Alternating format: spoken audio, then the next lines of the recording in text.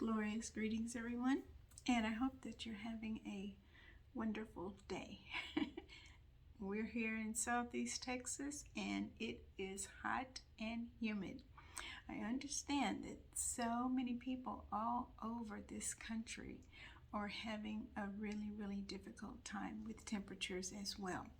And so I've comprised a little list of things that you can do, of foods that you can consume that can kind of keep your body hydrated. And one of the reasons that I'm sharing this with you is because I'm getting up really early in the mornings in order to get my bike ride in before it gets too hot. But I'm aware of another thing. Our humidity makes us sweat a lot more, which attributes to dehydration as well.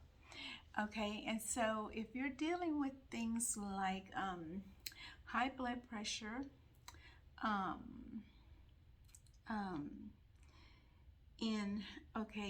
blood sugars, so you're going to want to adjust your diet. Okay, I don't care if you're sitting in the house all day under the AC.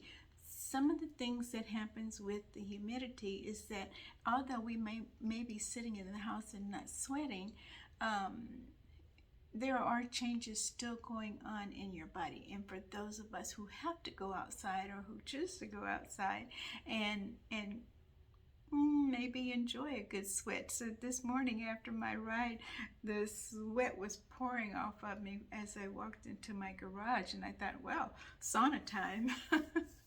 Okay, and so in the summertime when the humidity is high, you can get those wonderful free saunas. You don't have to pour no water over no stones or get into a place with anybody else. However, you want to be really careful of dehydration. Dehydration can come upon you rather quickly. You don't even realize it. A couple of things that I notice about myself when I'm getting dehydrated, one of the first signs is a slight headache. And so if I cannot attribute anything else that I'm doing to bring on a headache, like stressing or maybe eating a little, I don't know, something, maybe a little too much sugar. I think I get a slight headache when I get a little too much sugar. But and by the way, if you're diabetic, you definitely don't want to be getting dehydrated, okay? It's going to affect your kidneys. A lot of things are going to affect your kidneys, but your kidneys and your liver are really important during these hot summer months, okay? And so you want to be sure that you're getting some vitamins and nutrients. And so I've composed a little list of things here.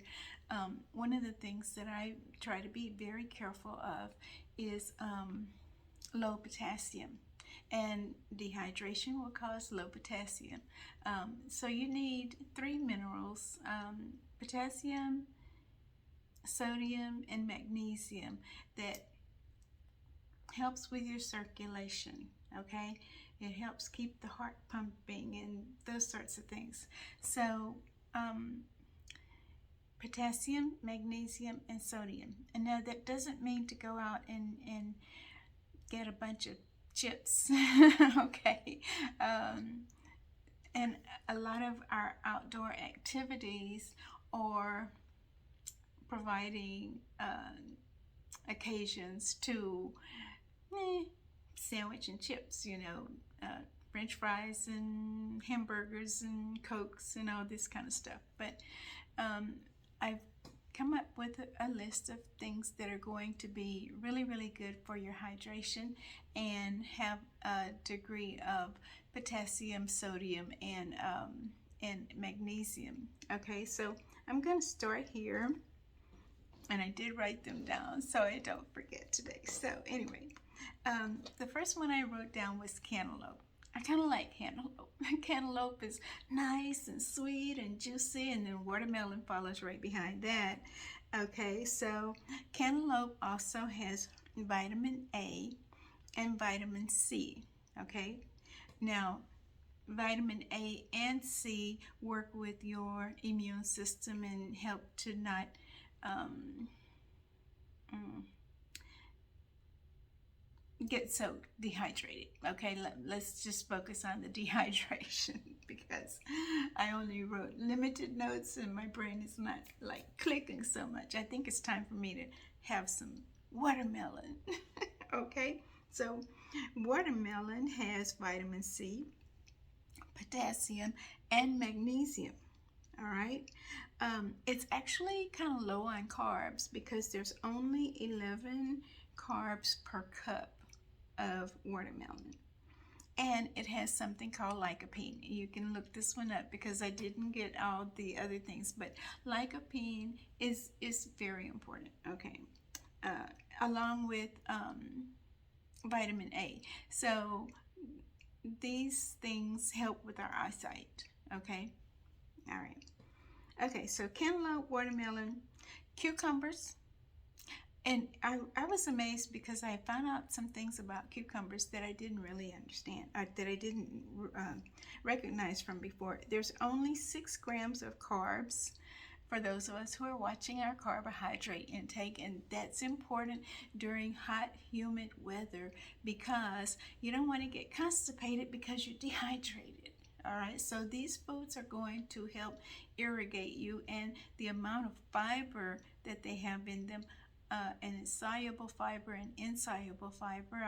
I'll touch on those at another time, but those will help you to keep from getting constipated or dehydrated.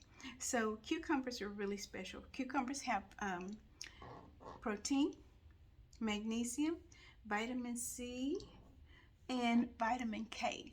Now that's another one that's good for your heart. Okay. Okay, so cantaloupe, watermelon. Oh, apples. Now, I know this time of year, most people think, well, apples are not in season, but I mean, in our environment, in the way we live these days, apples are always available, and you got the Honey Crisp and the Fuji's and the green ones and yeah. So have an apple a day may help keep dehydration away. As a matter of fact, they are really, really good for that because apples are made of mostly water, and there's fiber and potassium. Okay, and what other fruit that you know has potassium?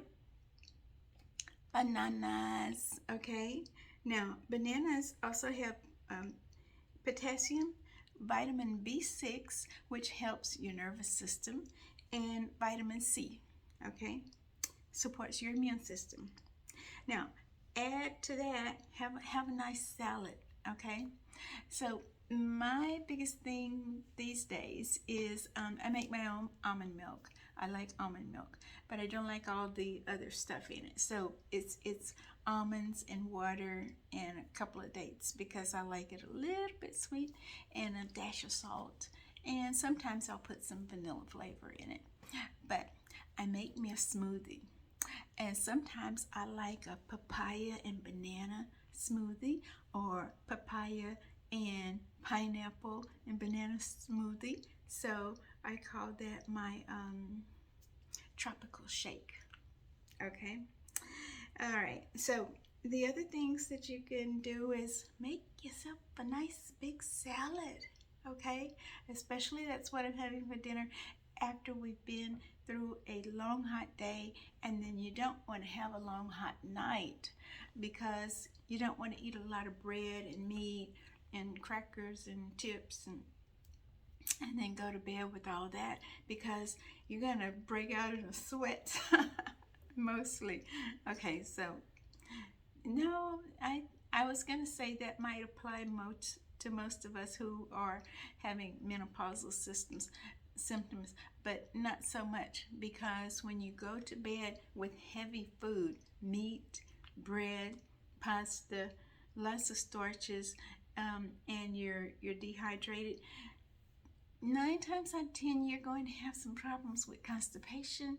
You're going to have some problems with um, the dehydration process, with maybe having hot flashes during the night because your body doesn't have enough water to keep you cool down, but at the same time, it's trying to process all that heavy stuff that you've eaten.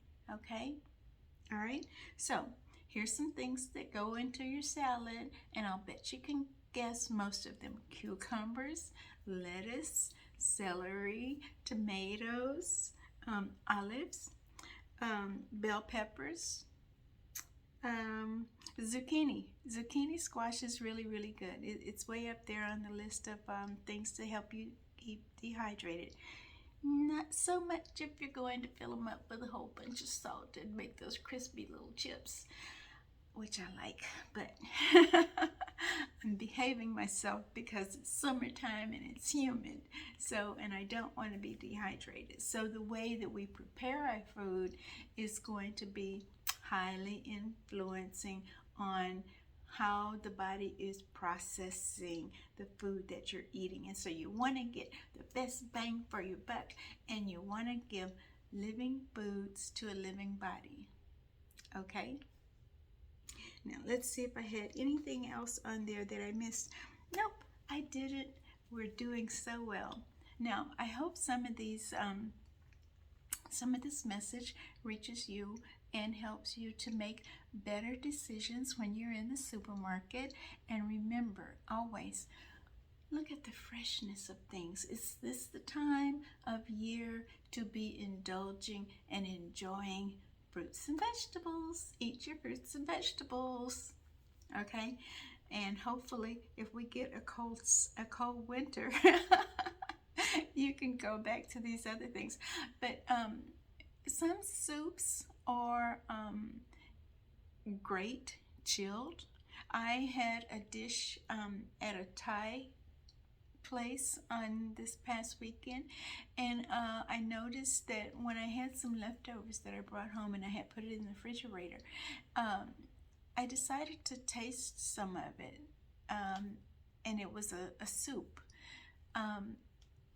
It was a curry, and so it was kind of spicy, but it tasted good chilled.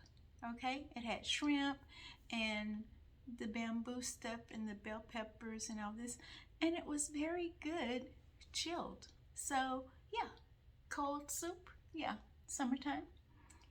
And everything that was in there was not overcooked, okay, and had some spiciness, so that helped my digestive process. And so yeah, cold soup, check it out. I might find some recipes that I'll share with you. All right, you have a glorious day and stay cool out there. Love to you.